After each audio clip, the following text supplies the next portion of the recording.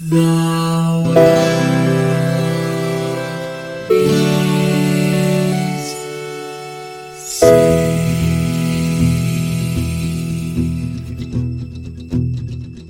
The living room's dark save for light being cast from the big TV screen and the imminent sunrise that's teasing the once starry sky with whispers of morning.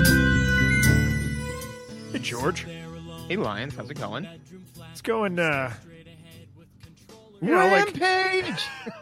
I was going to say, like, I felt good because I just came off of a rampage, or, like, I'm going on to a rampage. Like, tomorrow I might rampage. There's no way to just, like, casually refer to a rampage. Like, it's not a thing you can just be like, I might rampage later. Yeah, like what you got, it's not something you add to a to-do list. Like wake up, have coffee, rampage.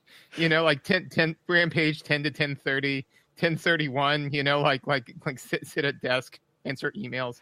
There's an art house movie somewhere right now struggling to get Kickstarter funding for like a boring monster, like a monster who like also has like a 9-to-5 job for some reason.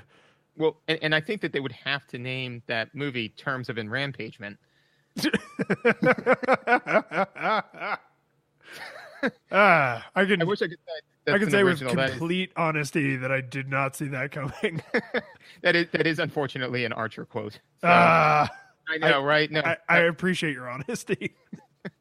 But yes, we played Rampage for this particular game. So what are your nostalgia? We played the NES Rampage. Yes, which is important for a couple of reasons we're going to get into a lot more depth on, but if you are picturing the arcade game or the PlayStation remake, or I think the later PlayStation remake, because I think they did 2 sequels maybe, make sure you are imagining the NES game, because that's what we did, which I was poring over this one, like what my nostalgia experience was, because you remember like old video game commercials where it would like, because people didn't know what home consoles were, so it would like show a kid putting the game like into the console, and then like terrible visual effects where they were like, whoa, and they're like being blown away, like playing.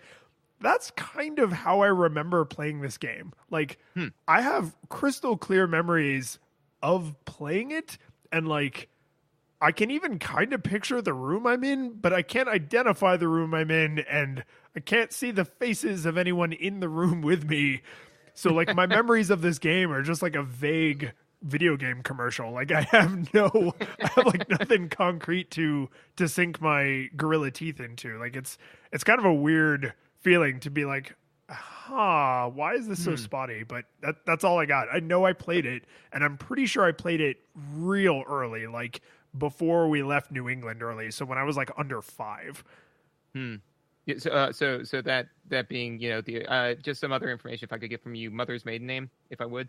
Yeah, you just want to start. Would you also like to know the first school I went to and I would the color and make of my first car? I'd like to know your wedding colors. Yeah. Yeah, and so actually, what you just described to me, and I love you like a brother. I'm really concerned that your brain may have planted that memory for you, and you may not have played this game, because like that, all of those have the hallmarks of your brain going back and making stuff up, because like it's like everything else about it is fuzzy, but you do know, you're like, yeah, but I definitely played this. It's like, did you watch that commercial? And then your brain took that commercial, and then just the idea that you should have played this game and just slumped them together and said like, yeah, this is probably right. This is your memory of it now. Oh yeah. No, you want me to come to your side of the courtroom and argue your case, because I can actually add way more fuel to these are fabricated memory fires, because I know that I played the arcade cabinet as an adult in like adult like arcades or like bars that have old arcade games in them. So not only am I totally unable to pin down where and when I played it as a child, I can confirm that I played it as an adult with way more confidence, which lends a lot more credence to the you never played this as a kid, your brain is just fabricating those memories. But I'm sure enough that I would confidently say like, yes, I played this as a kid, but It's kind of a Bart and Lisa, as long as you have no follow-up questions situation. Yeah, no, I mean, so for me personally, I never played this on the NES. Like, I didn't own it, anything like that. I only played this as a kid in arcades. Oh, nice. So, yeah, so and I remember, and mine is also a little vague, but I remember the arcades. I remember more. So, like, higher percent chance my brain isn't just feeding me lies. Or is it? But I remember because, like, I remember, like, feeding like 1 or 2 quarters into it and like playing this game like really briefly, because it's, as we'll get into, it just eats quarters, right? So I remember like being like, oh man, this is really cool. I get to be like a lizard running around smashing giant things like Godzilla. All right, I don't want to do this anymore. Like, you know, going and spending my quarters on actually the Simpsons video game, which I played a lot. Heck yes. Yeah. So yes, that is my nostalgia experience for this. And so, as we had discussed, because we did a little back and forth before the show, you know, like the industry term would be a pre-show. We were discussing in the pre-show. Yes, in the green room. We were basically just talking about, like, and you know, spoilers ahead for this episode, but is that there's just not a lot to this game, like less so than some of the other ones we played that have been very bare bones, and they made some mechanical choices that actually took even more away from it. So how can we reduce this to its constituent atoms? No, we're going for quarks. Like, they just tore it all down. Yep. Baby loves quarks. But anyway, so we're gonna kind of change the layout of this episode a little bit. So basically, you know, there are we both, you know, subscribe to the show Extra Credits, which, if anybody, you know, hasn't watched that, it's a YouTube channel. They are incredibly erudite people that, you know video games inside and out. And they did a presentation on a paper about 8 core aesthetics of play. And basically, you know, with some of the changes that they made to this, they completely removed the original aesthetic.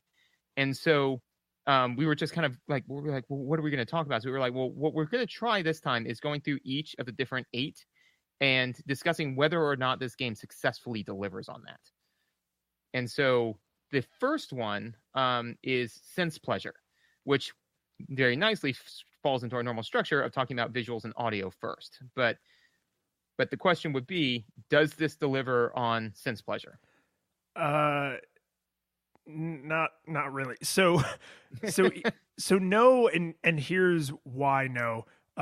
You have a lot more memories of playing the arcade cabinet, and when I was playing this, I was kind of asking myself, like, okay,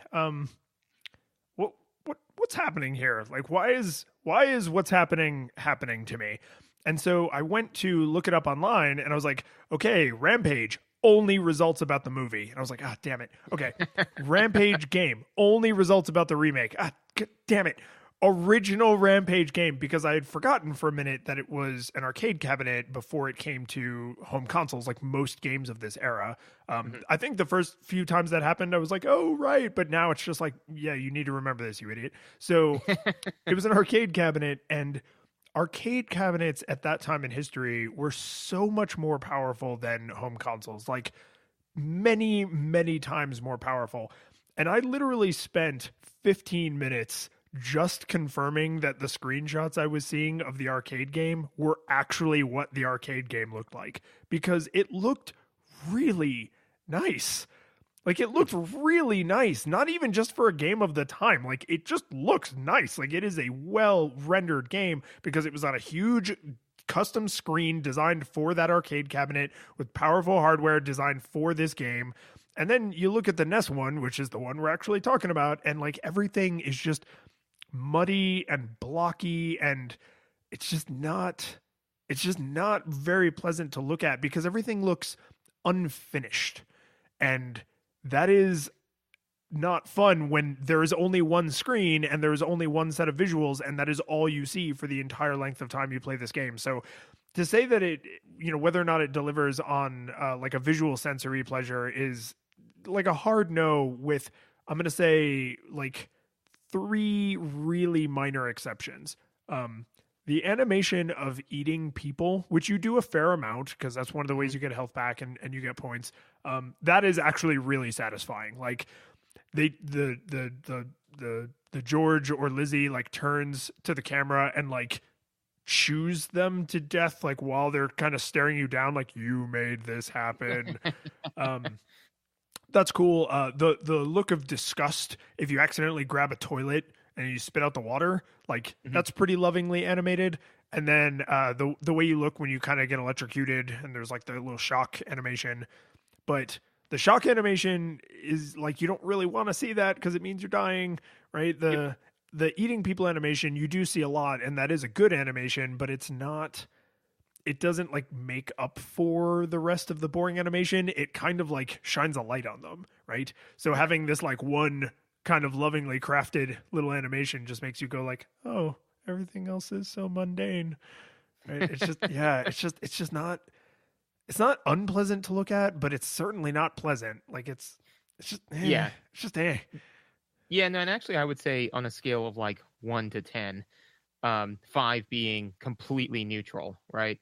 I'd say like this is kind of like a 4 or like a 3.5, because a lot of it, and I kind of get why they did it to a degree, but like all of the buildings are, like bright and like different colored, which is fine, but they're all like hard primary colors, and so because of that, like, when you have to like just like this like hard red against hard green against hard like whatever, it makes it feel less like a building, and kind of pulls you out of like the experience, Yeah, it's more just shapes of colors.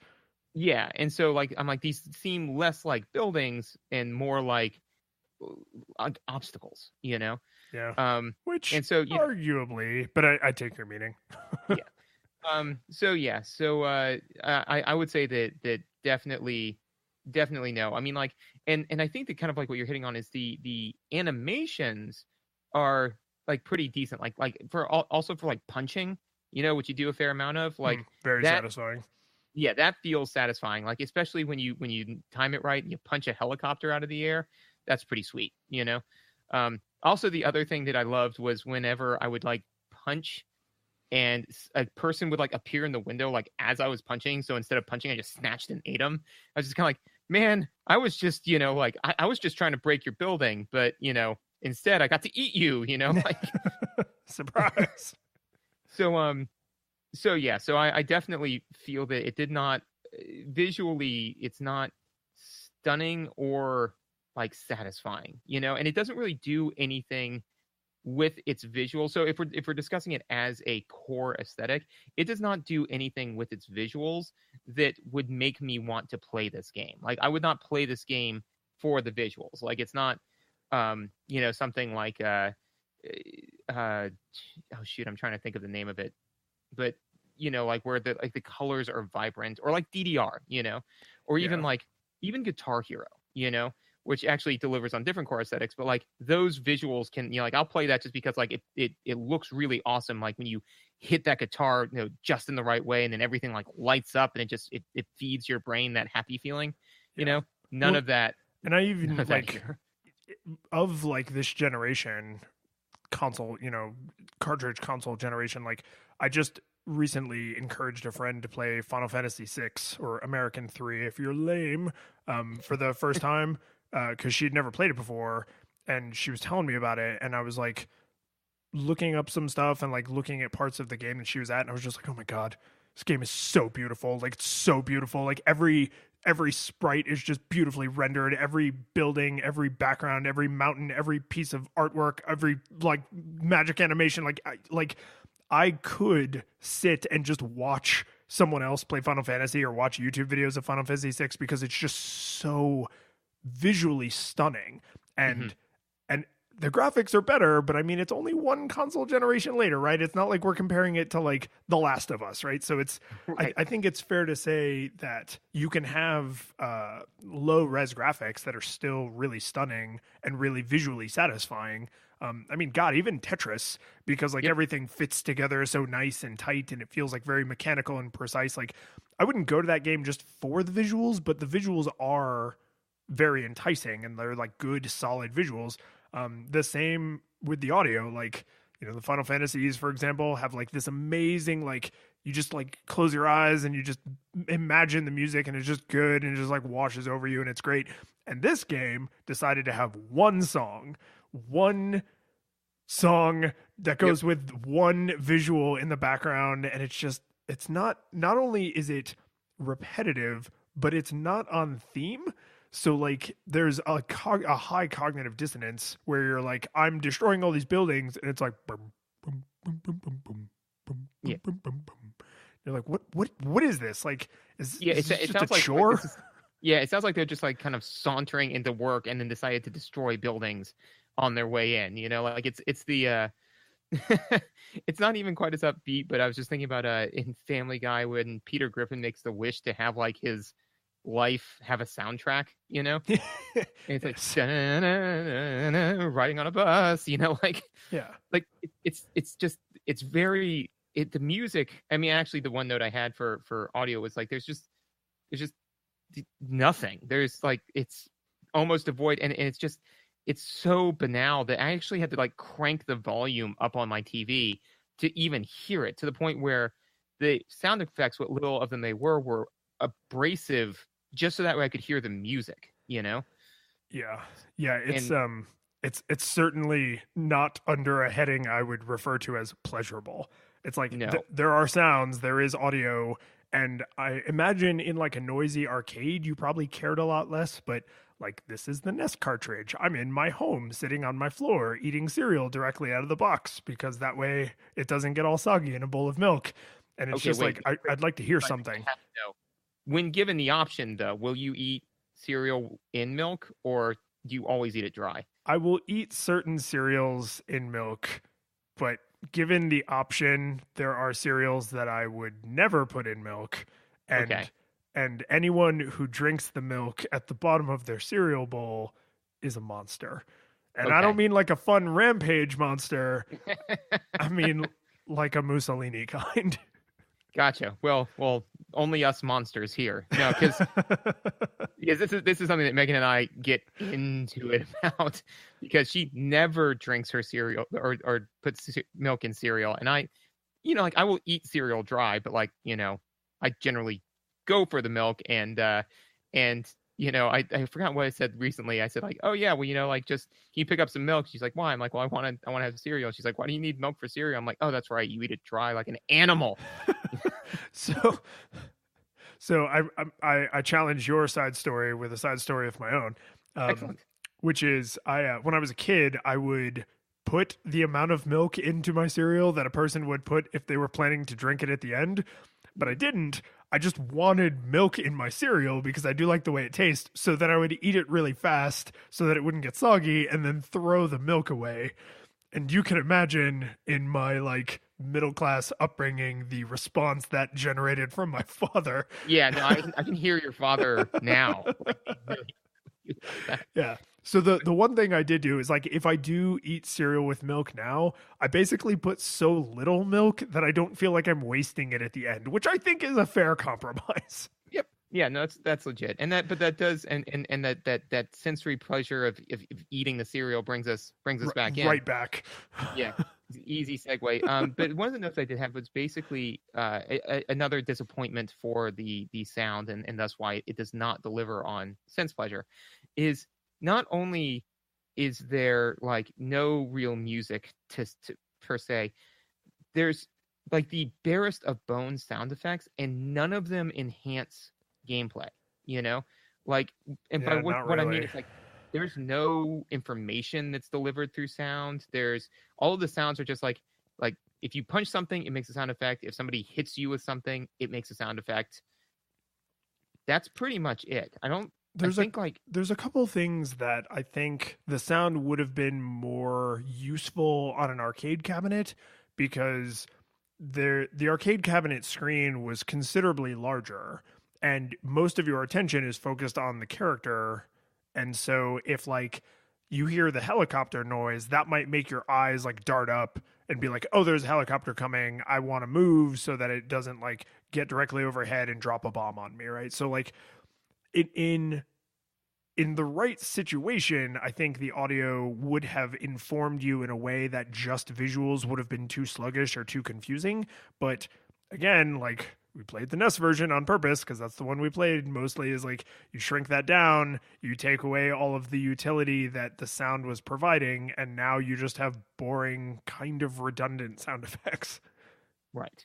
So moral of that story is it 100% does not. This is not a sense pleasure game, No. right? So, so then the next one on the list is fantasy.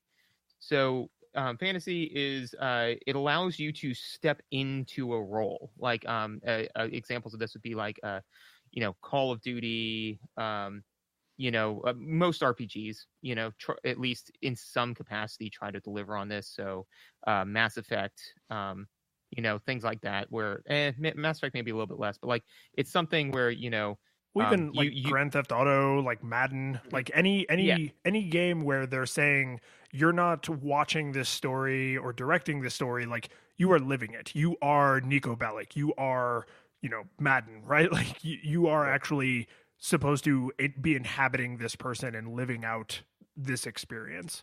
Right. It's specifically like a role-based experience. So does it try to, or does it deliver on fantasy? So short answer, what is it?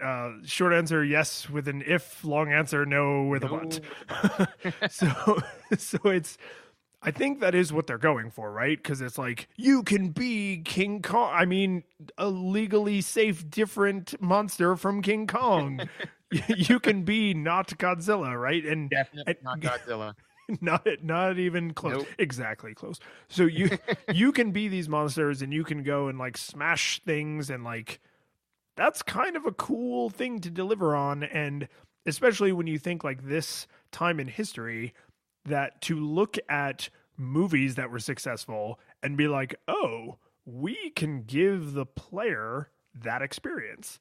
Like instead of a movie like Godzilla or King Kong, which is kind of like a horror movie because you are supposed to be empathizing with the humans who are terrified for their lives. It's like through video games, we can actually flip that and make the player empathize with the monster. Wouldn't that be about neat? Empowerment. Yeah, and it's totally neat. Like it is a fun idea and mechanic. The if on the end of that, and stop me if this isn't the place you want to talk about this, but because they pulled this out of the arcade and into the home console, they were like, okay, well, we'll just take away quarters, and now you can, instead of instituting like a live system or a continue system or something, they were like, just press A to keep playing, and you just keep pressing A and you can keep playing. So it takes some of the fantasy out of it because it's like, oh, I'm not a monster trying to wreck the city before I'm stopped. I'm an unstoppable monster. Like I don't, that fantasy is less fun because it's just like, oh, so I'll just win eventually. Well, and I think that so I think that yes, this game is trying to deliver on fantasy. I think that that's one of the core aesthetics that they, if the developers were thinking of it in this framework, which I'm confident that they weren't, but let's assume that they were worth their salt and were. I think that this is one that we should figure out if the research paper that this framework is based on actually may have come after this. I don't remember. Quite possibly. But so I think that, and honestly, for me personally, I don't really think that removing the coin op and just making it so you can press A, I think that it does impact fantasy a little bit. And I think the reason why I don't think it impacts it dramatically, I think it definitely impacts challenge, which is what a lot of games in this time were based off of, and it completely drops that out. But I don't really, because I think that like for some people, I think that you're correct, where it's just kind of like, oh well, I'm not, like a a monster that, you know, could possibly be stopped. I am an invincible god of destruction, right? but for some people that may actually enhance the fantasy a little bit to where, you know, like they are to a degree invincible, you know. Like I said, like I think like either way, you know, I think it would really depend on the individual. But I think that honestly, as for does it deliver on fantasy, I think that it does personally, just because I remember when I was younger, that's why you played this game, you know, is because you wanted to, like you said, be King Kong, go around, knock down buildings, made you feel awesome, made you feel, you know, made you feel like King Kong. And then you stopped and you went and did something else. I think that it delivers on that. I just think that it does not do it sustainably, you know, where in that, like, yeah, there isn't enough variety to make you want to continue to indulge in the fantasy. correct. Like once you've destroyed a city, it's just like, okay, now that exact same thing again, that exact same thing. So there's no depth to the fantasy, you know, there's nothing else enhancing this, this core aesthetic, right? Because because like obviously, like you can have games deliver on any of these, and some games that are super popular deliver on many of them, you know. But that being said, like there's nothing enhancing the fantasy like narrative, you know. There's no narrative backing this up. There's no you know, like competition. There's no fellowship. There's nothing else like sustaining that. So like once once that bottle rocket's been fired, you're like, yeah. Ooh, and then it's just kind of it. So I enjoyed the fantasy for like the first 5 minutes until I was just kind of like, oh, okay, it's just this over and over again. Yeah, you know. Well, and for one thing, because I don't remember if you explicitly said this when you were setting up the premise for this episode, is most games would not, certainly most good games would not fall into a single one of these 8 buckets. They would have like 2 to 4 of these things, and then maybe even more than that, depending on how big and robust the game is, right? So the fact that it may or may not deliver on a given aesthetic isn't like, oh, we're going to narrow it down, we're going to eventually get to the one, because that's just not how this framework is designed. But the other side of it, or the other thing I want to say is, this does kind of play out like a child's fantasy, because it's like, you know, oh, what would you like to have for dinner? Ice cream.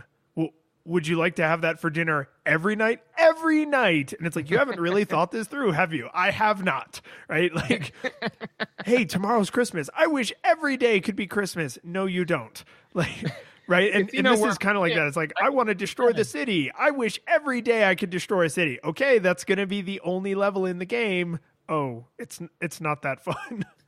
No, it's just like the, you know, a casino where I win, I must be in heaven. A casino where I always win, I must be in hell. Yeah, absolutely. And I think like you said, you know, like most games and most games will actually have all of these. It's just whether or not it's a core aesthetic. So the example that's given by Extra Credits, I think is very apt, and I would struggle to come up with one better on the fly, is like Mario has a narrative. You're not playing that thing for the story, you know? Like you're not playing it for the vast drama in between Mario and Peach and Bowser. That's not what you came to the show for. You know? I mean, it's what I'm here for, but it's why I don't like Mario games. I'm just kidding.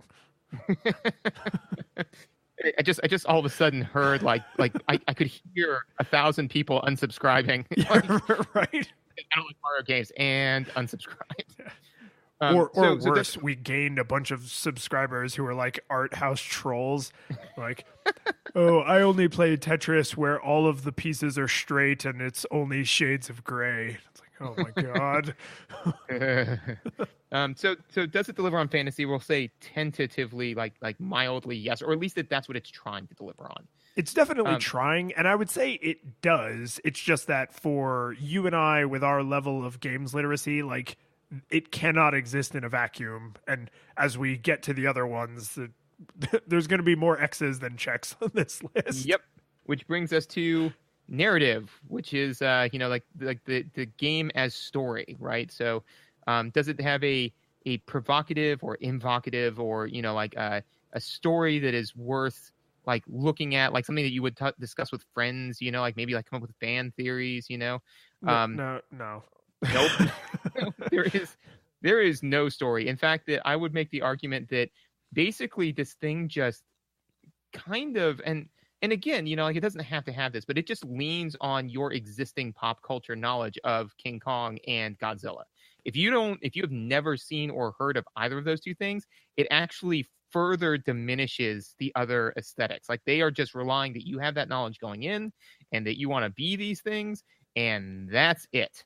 I think the narrative that you get is a brief 1-sentence blurb about George and Lizzie at the very beginning of the episode of the game, and then that's it. It's almost like they wanted to make a licensed game but couldn't afford the licenses, because the George is obviously the King Kong, right? The Right. Lizzie is obviously the Godzilla.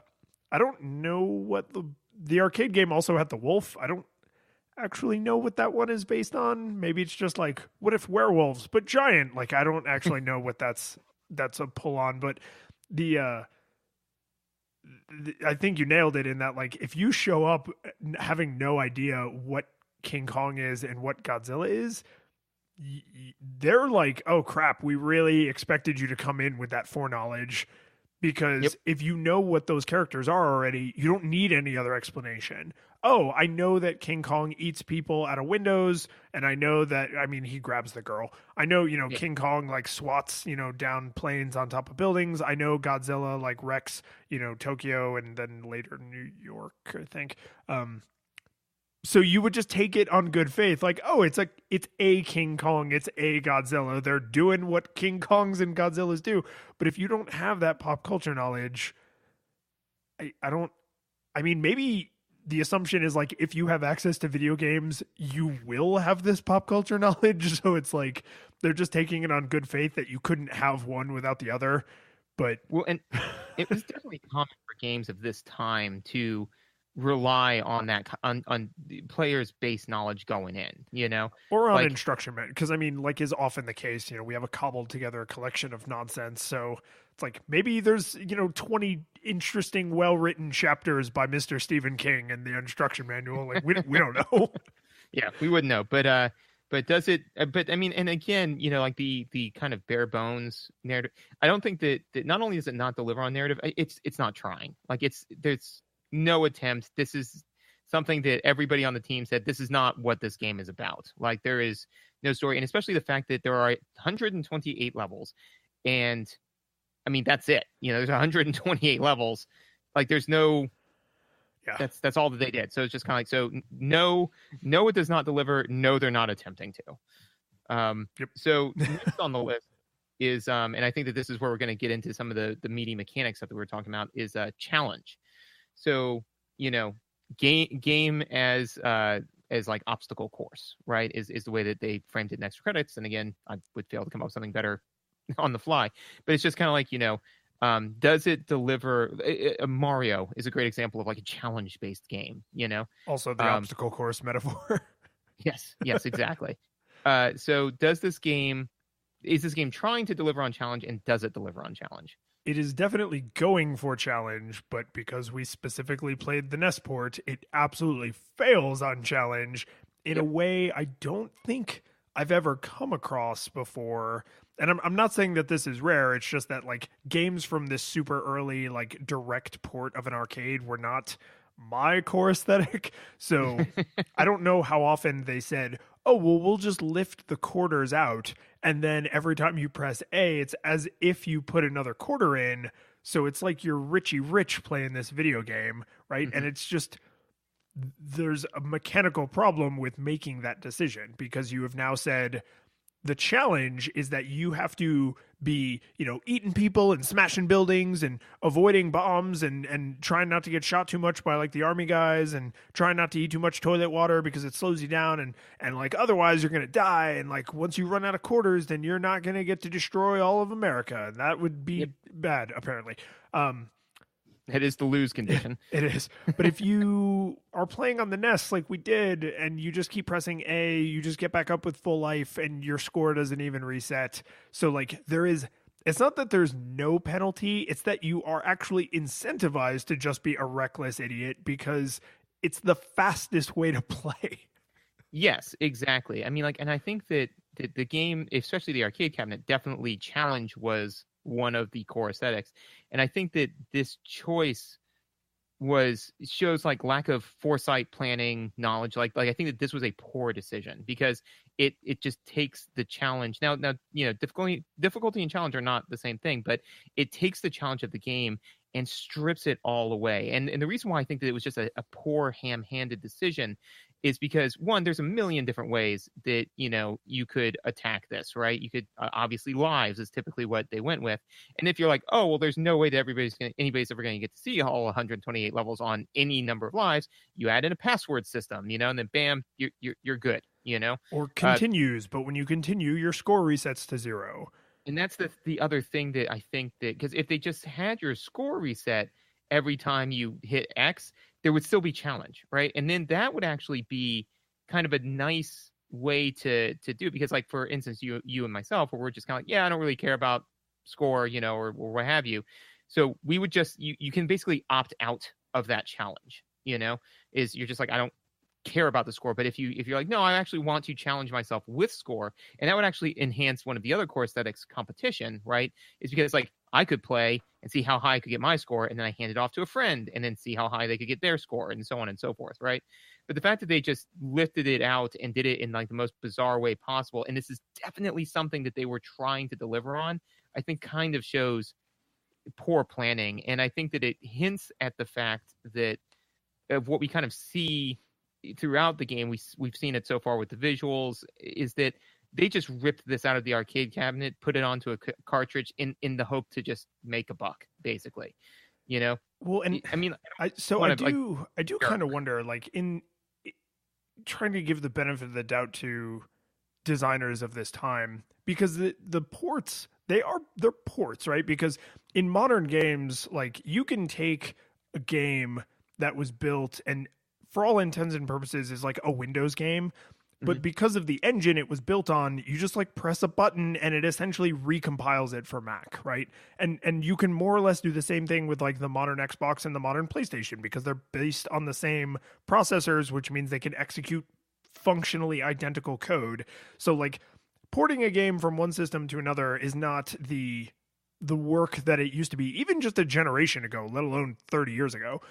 But when you look at moving an arcade game to the Nintendo, like, everything got worse, because it's not really that they took the code and put it on a Nintendo cartridge. Like, they had to rebuild this game, right? So someone had to draw all new art assets, and they had to make all new sound effects with the Nintendo's hardware, and they had to, have a different aspect ratio on the screen, because arcade cabinets usually had custom monitors in them, and they had to program the interactions, because I guarantee you there was not a Nintendo controller on the arcade cabinet. Like, probably not. Yeah. Right. So the reason I say all that is because these people essentially were building an entire new game. It's just that they were copying an existing game, which means you can't blame them for lazily saying, oh, we'll just take out the coin mechanic, because they had to build an entire game engine from scratch. So it's not like saying we're going to have a live system is like, oh, well, we'd rather just take out the coin mechanic. Like, there was no coin mechanic. They had to build the game from scratch.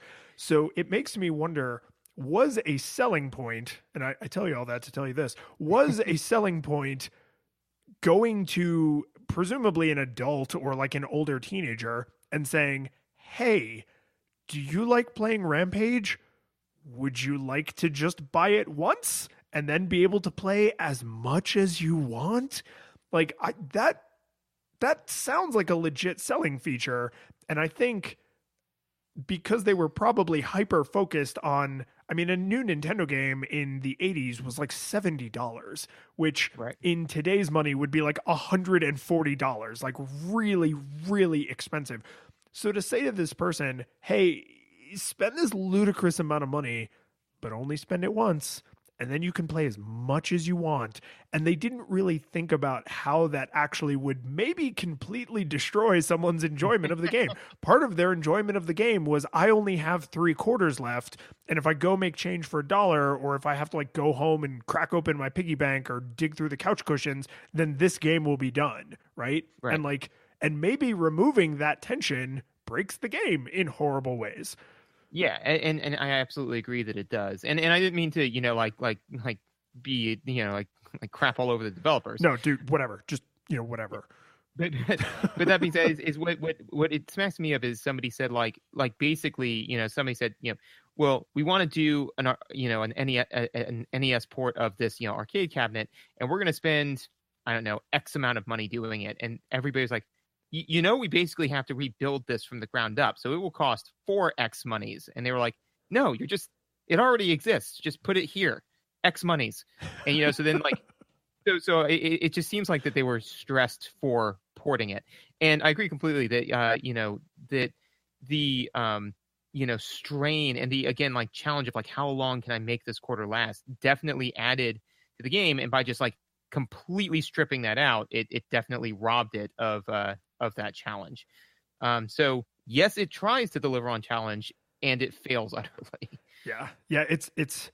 It's an entire game built around, like most arcade games and games of this era in general, like it's an entire game built around the challenge aesthetic with no challenge, which is just seems like either an oversight if we're being critical, or again, like I'm willing to take the leap of faith that maybe that was an intentional selling point. Like all the Rampage, none of the challenge, and not really being like all the Rampage, none of the fun, like none of the thing people came here for. So like, maybe they did it on purpose, kind of accepting the trade-off, and maybe it was just like, oh crap, what did we do? Yeah, like all of a sudden, like when they were like, yes, we did this thing, and they're like in their final testing, like they see the kid playing it, and they're like, yeah, the kid's loving it. And after 5 minutes, the kid like puts it down, gets up, and goes reads a book, and they're like, what? And it's like, yeah, man, I'd rather read of War and Peace, man. Like, at least there was some stakes there. So next up is Fellowship. So this is, like co-op experiences, building through like camaraderie. Like this would be for, a lot of times for, in Bartle's taxonomy, like the social players, things like that. So does the game try to, and does it succeed in delivering on Fellowship? I would say it definitely tries to, and it definitely succeeds. There is no way, at least on the NES cartridge, to play this game competitively. I mean, yeah, you have separate scores, but like you have a single unified objective. And as far as I know, the arcade cabinet and the later releases were the same way. Like if more than one human is playing, you are all serving the same master of, the same Lord of Destruction. Absolutely. And I think that, too, there are some choices because I unfortunately did not get a chance to play this co-op. But if memory serves, you can actually hit each other. And certainly... Oh, yes, you can. I think you're correct. Yeah, you can hit each other. You do have separate scores, and you... if you like knock down a building while your friend's on it, like they will fall if they don't jump off in time. So there's just enough ways for you to hurt each other that it forces you to like work together. Like because friendly fire's on, it actually, I think, reinforces the Fellowship because there is an option to not do that, to like punch your friend or to just be like, hey, I know you need health, but I'm going to eat this health because we have different health bars, right? So like I could like punch in, see some health and be like, hey, you need health, come get it. So then I'll drop down and then run over and, continue my rampage because I'm at full health.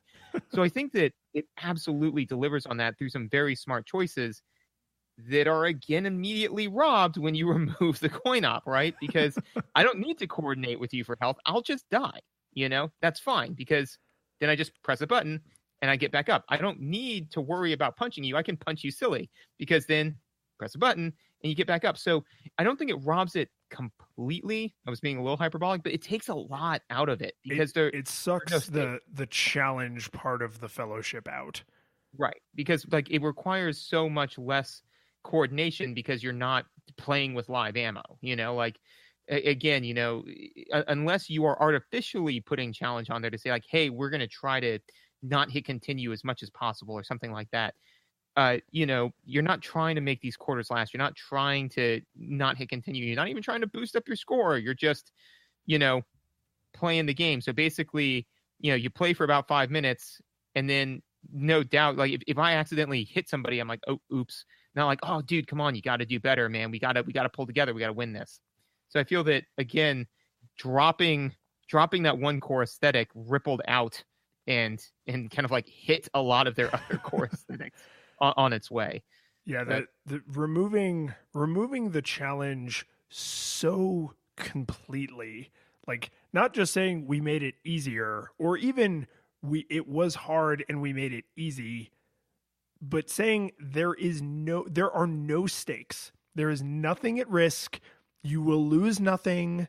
It is as if you are a flawless player. It's not like it tells you how many times you died and you had to like respawn or that you flew back in holding onto the blimp. Like there are no visual, auditory, sensory penalties of any kind. And the ripples from that boulder falling into the lake reach far. Yep. So it does, but with that being said, though, I think that it does try to deliver on Fellowship, and I definitely think the original arcade port did, or the original arcade game did very well, and I think that this one still does. It's just it is a shell of its former self. It is. It delivers on Fellowship, but it doesn't. Without the challenge, kind of like the fantasy is a little hollow without more variation. In the mechanics and in the gameplay in general, the Fellowship is very shallow without the challenge or any stakes of any kind. Absolutely. So then next up is competition. So this is humans on humans trying to say, like be better than other humans. So does it try to, and does it successfully deliver on that? So this, I think of our aesthetics we've hit so far, I would say it is not trying to deliver on that, but I think it accidentally could because if there's friendly fire, which I'm like really close to positive that you're right, but I also did not get to play this multiplayer. If there's friendly fire, then you can make this a competitive game where you are going after some health, like you're going to eat a person out of a window, and I come and knock your dumb lizard ass to the ground. Well, I guess you would be George the gorilla, obviously. I come and knock your dumb gorilla ass to the ground, right? Like that is a thing we could do. And then because there are no stakes in terms of death, we can decide as two players, we are fighting over score. Like I want a higher score than you. And because like we both kind of collaboratively decide when the level ends, there are some interesting ways we could choose to compete, but that's not the intention of the game, and that's only possible in a world where we are immortal monsters who can never die.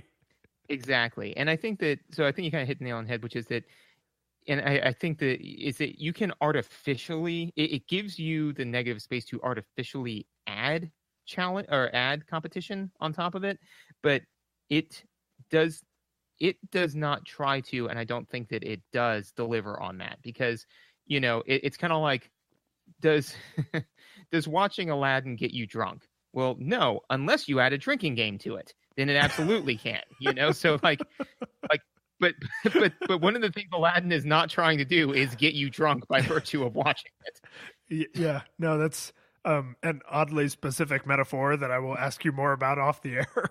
Did you play the Aladdin drinking game? Did we? Oh yeah, no, because remember there was so badly. I just have no memories. Yes, because it's horrifying. Like there's a whole bunch of like rules. And there was 3 or 4, but like the only one that matters is every time the genie references like a thing like outside their. It's chronologically or spatially like incongruous, Yeah. right? So he's like Jack Nicholson, or he makes Abu look like the Cadillac. Yep. Yeah. Yeah. No, Yeah.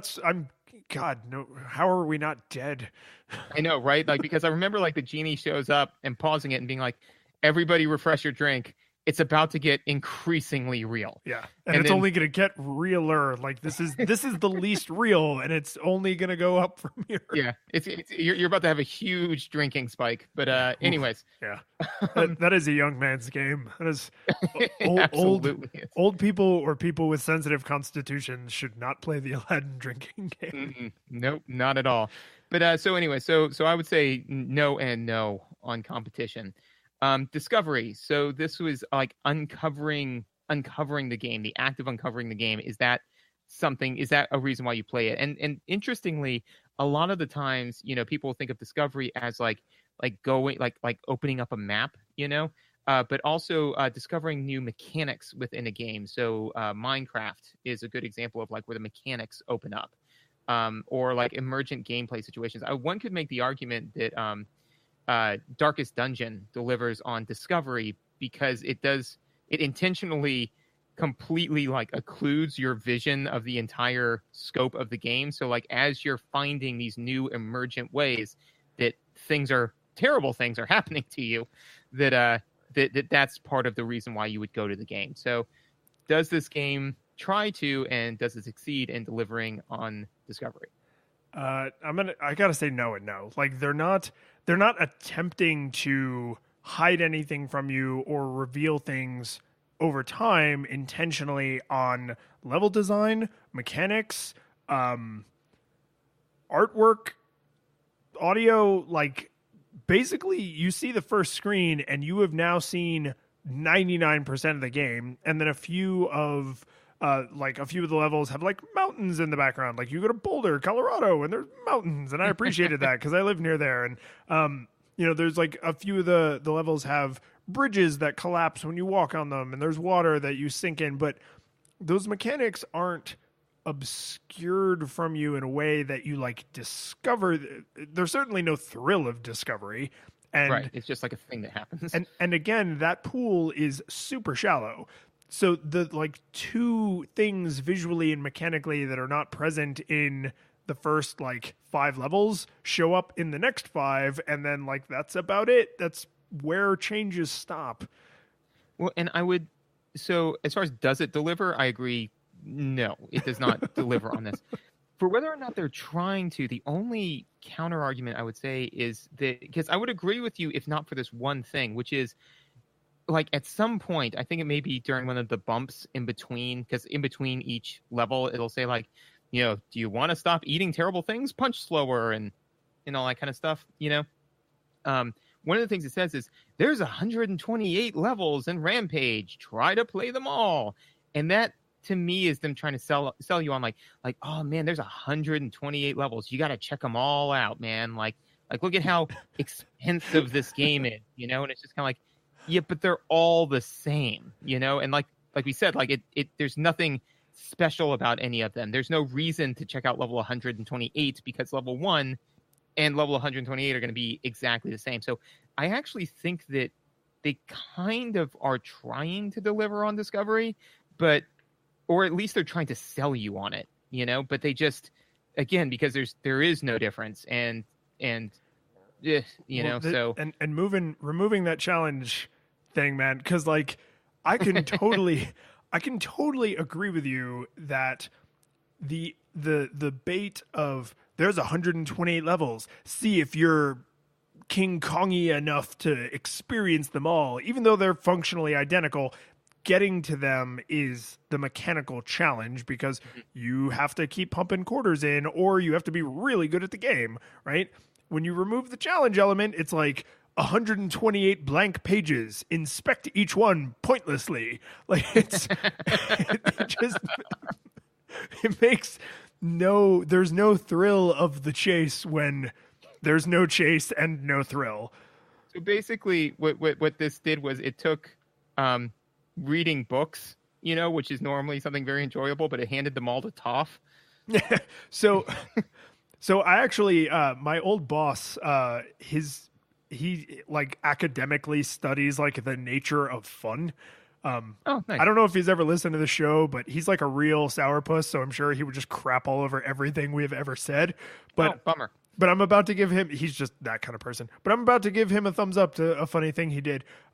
Amazon will let you like print, you can like self-publish a book through Amazon, and they'll print a physical book. So on Amazon right now, and I will actually put a link to this in the show notes because it's kind of funny if you just want to leave this on your coffee table to like mess with people when they come to your house. He wrote like, I can't remember the exact title, but it's like the definitive guide to fun. And it's like 200 solid black pages. There's not a single word written inside this book. See, now for the self-publishing thing, I want to get on there and just print a book that's how to communicate with people from Steven Universe. And I just wanted to have those 2 pages. The 2 pages. Think about what you want to say it. Say it. Yeah. No, I would buy that if that existed. Yeah, I think I might have to throw some money on that. And that's something I would keep on my coffee table, because that's something that anytime when somebody's like, hey, so can we talk about something? I just hand them the book, be like, here, read this real fast. And then yes. Yeah. But I just want to make sure you're clear, and so that the audience is clear. These are not like 200 blank pages. These are inked black. They're white pages that have black ink from top to bottom. Just because it's fun. Excellent. Well, so anyway, that's to bring it back. That's that one line is where it makes me think that like, no, you were trying to be like, oh, look at how immersive and it's very similar to like games today that tell you about how big and immersive their world is, but there's nothing in it to do, you know? Oh my God, it's like what was the name of the? It's not Horizon Zero Dawn. It's what was the one where it had like 10 trillion procedurally generated planets? The poster child for, there's a lot of it, but I don't want to see any of it. That, in fact, is called No Man's Sky. No Man's Sky. There it is. Yeah. No, it's like that, where it's just kind of like, wow, look at all of these, all this raw surging water makes me wonder why I should give a damn. Like, it's just... It's that. It's just kind of like, look at all this stuff, and I just can't possibly care about it. Yeah. No, it's 200 solid black pages. Like, it's just, it's like you saw the first one. The other ones might be a slightly different shade of black if the machine was running low on ink, but like, I'm not here for that. And that's what I mean. Like, everything changed. You wouldn't think removing the one mechanic of the threat of death would change everything into the tightest corners way on the edges of this game design, but it does. It just screws it all up. It does. No, and actually, because that's I think speaks to how well this model works as far as analyzing games, because, you know, like you said, like games will deliver on like 1, 2, 3, maybe 4, right? You know, but like this one, the challenge was the cornerstone, you know? And so by lifting that out, it just immediately, like everything else, even though like like we could say like Fantasy and Fellowship were like right up there, like next to it, you pulled that main one out and then like everything falls apart. So next up is expression. So this is games that allow you to express some part of yourself. This would be definitely like I mean, obviously Dungeons and Dragons would fall right nicely into this. But also games where, you know, like typically ones that like have a karma bar, you know, where you can like kind of like be a really good person or be a really evil person, you know, like things that allow you to express some portion of yourself. So differentiate this from fantasy for me. So I'm living out the fantasy of being King Kong, but I'm expressing the good parts of my personality if I play Fallout and I give the guy who's dying of thirst water, right? Right. So like Fallout, it's the difference between, you know, like I'm playing this game because I want to be a wasteland wanderer, or I'm playing this game because I want to express myself through gameplay, you know? So, for example, The Last of Us would be potentially one where you could say that it delivers on fantasy, it does not deliver on expression. Oh, because you don't really get to choose how Joel acts. Like Correct. things more or less just happen. Right. So it absolutely delivers on fantasy or Final Fantasy. Yeah. You know? Yeah. So like it absolutely delivers on fantasy. Like you're in their shoes. Well, I don't know if you want to be them, but you are them. But you know, like you can't express yourself in any way. Okay. So does this game try to, and does it successfully deliver on expression? I mean, based on that understanding, I would say I like that big like from off camera thumbs down. Like no. No. I wouldn't say they are. It definitely doesn't deliver on it, but I wouldn't say they're even trying to. Like I think more in the vein of expecting everyone to have the shared cultural knowledge of what King Kong is and what he's about and what Godzilla is and what he's about. Yeah, like they're kind of saying like we expect you to do these things and behave in this way, and if you don't want to do that, maybe don't play this, right? Like if you have a fear of falling from tall buildings, and every time the little avatar of the woman in the high window falls all the way down to the ground, you like freak out. You can't catch her and save her, and then she redeems your soul, and then you decide to stop destroying New York City. Like that's not what this is. Right. No, and I would say that the game is kind of pigeonholed enough to the point where there's really no expression, because like even if you made the argument, you know, that you're like, I am deciding that I am a good monster and I want to play through this game. Like, I mean, it doesn't even have, even in the later, well, like let's take Fallout, for example, like, you know, Fallout 1 and 2, you could do Doctor Who mode and never kill anybody. Mm-hmm. Right. And then they slowly start to remove that type of expression because they kind of, again, like get narrower and narrower on how you have to play the game, where you have to be violent at some point. Although you know? that specific example has one of my all-time favorite player workarounds, where players who wanted to beat like Fallout New Vegas and Fallout 4 as a pacifist, there are characters that have to be murdered for the game to allow you to progress, because they decided to force you to do that, which I think was a bad design choice in that specific universe.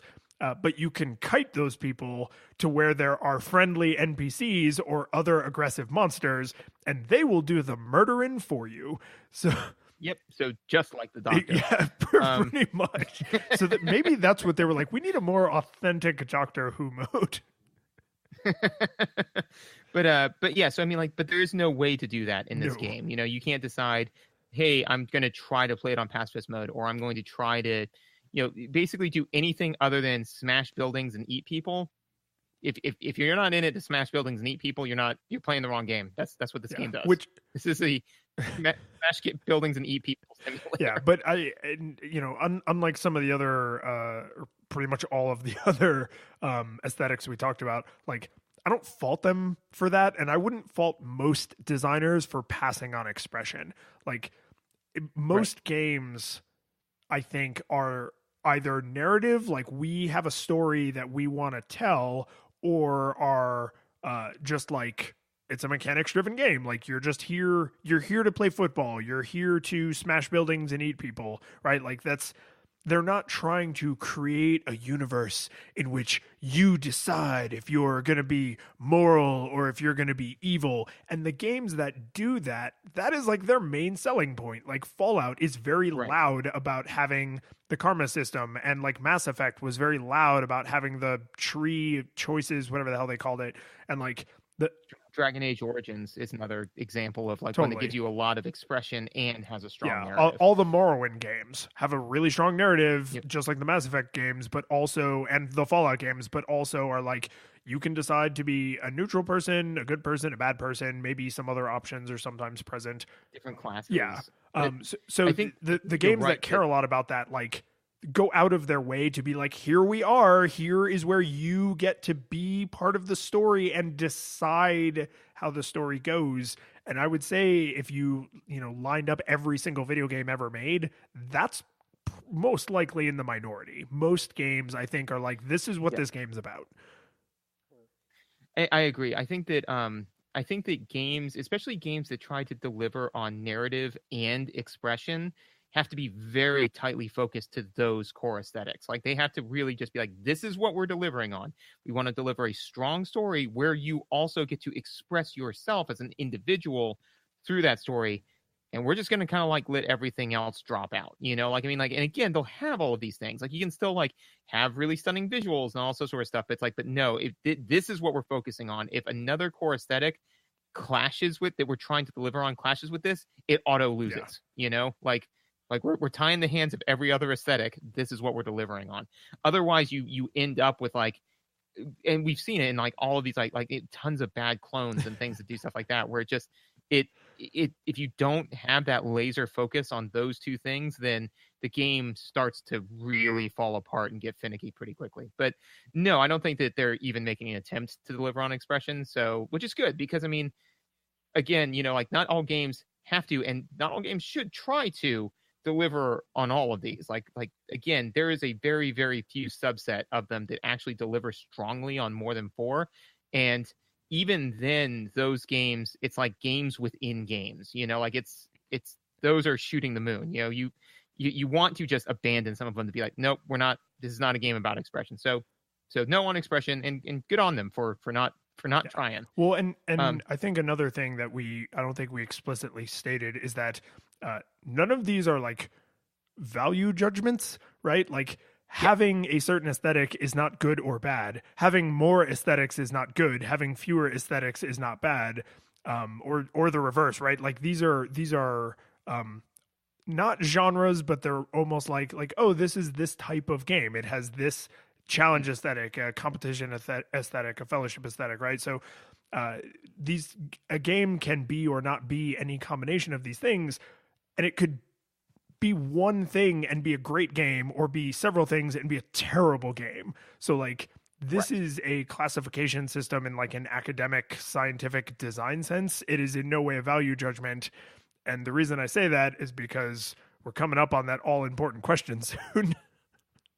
We have one more. And I think that you hit the nail on the head. To me, it's kind of like what we've discussed in an earlier episode, which is, to me, it is not a failure to not try to deliver on something and successfully not try to deliver on something. It's when you are trying to deliver on an aesthetic and failing, where it's like that. To me, it's like that's where, because then, and again, no judgments. I mean, you learn best through your failures, but you have to acknowledge it's like we tried to do a thing and we were not successful on it. So the last aesthetic is abnegation. So this is, I love that word so much. I know, right? No, it's such a great word. So this is a game that you just go, you play to zone out. For me, the pinnacle example of this is Friends, you know, like the sitcom. Oh, you're like security media, like it's just on and you're just like, yeah. Yep, like, oh, this is nice. Like, I'll just come in and, like, you know, normally on the weekends when, like, I'm eating lunch and, like, I want to focus on eating because the food I've made is delicious and I don't want my attention drawn to, like, some, like, new thing I'm trying to pay attention to. I was putting on an episode of Friends because, like, that's enjoyable, but it does not really pull my focus. So, abnegation. Does this game try to, and does it succeed on delivering on abnegation? So this is the one place I would say the NES port is overwhelmingly triumphant compared to its arcade brethren. But again, the problem is that they're not trying to deliver on abnegation, but by releasing this cornerstone, all the rubble falls into the pile of abnegation, you know? Yeah. Like, yeah, I mean, they are not trying to be like, oh, yeah, man, just chill out and play some Rampage. They're trying to be like, oh, my God, it's just like the arcade game, but in your house, Rampage. But instead, it's like, hey, man, just chill out and play some Rampage. Yeah, Rampage and chill, man. You know, just like just sit there and, you know, throw on some Rampage. Because, I mean, that's the thing is that, like, honestly, when I was playing this, I today, you know, like I was just hanging out with Teddy and I was like, oh, I need to do this and take notes on it. Again, just like refresh myself. And yeah, I was just kind of like, I could throw on some Rampage, play for about 10 minutes, you know, that'd be fun. And it actually did, like, I'm not being facetious, like that felt like, I was like, that could be a fun thing to do. It's just to throw this on for about 10 minutes and then be completely done with it. And I think that even that would wane over time just because you always start on level 1. Like if there was like a password system that allowed you to jump around, I'd say that would, but again, that's not in there because they were not trying to deliver on abnegation. If they were, then this kind of system would probably have been in there because they would have been like, well, if they're just trying to chill out. If you got to be able to select your Friends episode. I wouldn't be able to passively watch Friends if I always had to start on season 1, episode 1. Well, and like the gaming example that jumps to mind for me, where they were not trying to deliver on abnegation originally and then super decided to go the other direction, is any of the band simulators. So Guitar Hero, Rock Band, there were others, even like DDR, I think eventually went this way, where in the early versions of those games, at least the popular ones, like the original Guitar Hero games and the first Rock Band, like there was like a story. You had to like unlock later songs. And then by the, third and fourth and fifth revision of these games, which, let's face it, are all the exact same friggin' game, just with a different track list, they were like, hey, the code to unlock all the songs is starting the game. And then you just have all of the songs in the game unlocked, because they realized no one is here for the narrative. Or such a vanishingly small portion of people are here for the narrative that we can essentially ignore them, because we know they're also here for the challenge and they're also here for the fantasy, and we can just ignore the narrative because, oh my God, who cares, right? So those evolved into abnegation games intentionally and thoughtfully, and given only the 2 examples of Rampage and Rock Band, you can see the difference between when it's done on purpose and when it's done by accident. Exactly. No, I agree completely. Is that, and again, this is just, it's one of the things that's, I don't know if this is ubiquitous, but it's very common in my industry, which is it's say what you do what you say, document it, right? So this is kind of like similar, where it's just kind of like set out to do a thing and do it, and so it's just kind of like the things that they set out to do, they did not do. And then some of the things they didn't set out to do, they did do. And so thus it wasn't done well. It just kind of like happened. And so again, you're just kind of like, I would love to just rack up the points in abnegation, but it falls short because there's no password system, because I can't just turn this on and play some Rampage, because eventually I'm going to get tired of playing the first 3 levels, So yeah. So then that does bring us, to full circle. Does it hold up? But before we answer that, I'm going to do a quick recap on the scorecard we got here. Oh, have you also been keeping score? I'm going to wonder how, because I came up with like a little scoring system. Oh, mine was probably way not as as good, because mine's super bare bones. But I basically wrote down all the ones that we thought that they were trying to deliver on, and then, or all the ones where we said like that they themselves did not pass on, and then whether or not they did deliver on it. So for fantasy, we said, yes, they were trying to deliver on fantasy, and they did an okay job, Challenge, they were absolutely trying to deliver on that and failed completely. For fellowship, they were trying to deliver on it and did an adequate job, except for the fact that it's immediately spoiled by the fact that by removing the challenge, it also impacts fellowship. Discovery, that they were trying to deliver on that to some degree, but fail again because of the impact of challenge, and the fact that there's no password system and everything looks the same. And finally, abnegation, they were not trying to deliver on that, but they succeeded kind of. So that was my final score. Did you come up with something similar? Yeah, my scoring is similar. I did like a minus, neutral, plus. So like failed to deliver, yeah, and then like a plus. And I knew that I had screwed myself into a bad ranking system when in 3 different places I had to do like a neutral circle with a plus or a minus in it. And I was just like, I'm looking at my score sheet and I'm like, this is what happens when you're like deciding how you're going to rank gold medalists at the Olympics, like while they're competing. This is what happens when you haven't decided to make a concerted effort in a specific direction at the outset. Instead, you just kind of haphazardly do things and it evolves over time, like the game Rampage. Yes. See, like that's what I did. I was like, how can I come up with a metaphor during the episode that shows how the design process, when not taken seriously, can lead to a shoddy product? And the shoddy product is circles and dashes.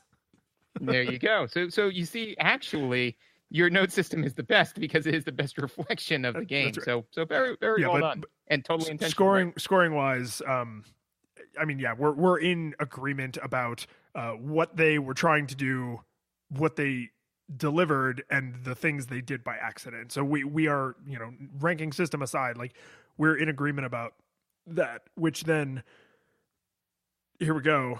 It brings us to that question. Does it hold up? And no.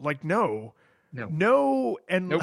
Like if you played this game as a kid, the Nintendo one, and you played it with someone else, and you can still play it with someone else, then I would give this a solid nostalgia monocle.